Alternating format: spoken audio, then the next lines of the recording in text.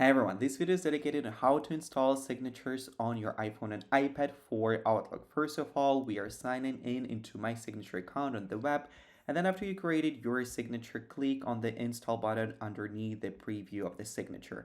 On the top left, please choose iPhone and iPad guidance and then click on scan QR code. Once you have the QR code, you can scan it from the device that you need to work with.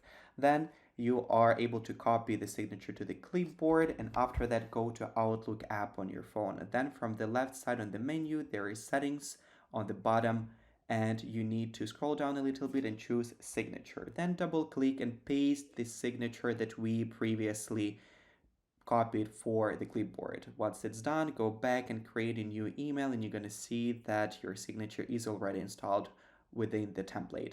Thank you for watching this, guys. In case you have any problems, please feel free to contact our support team. They're always there to make your experience as smooth as possible. Thank you for watching. Bye bye.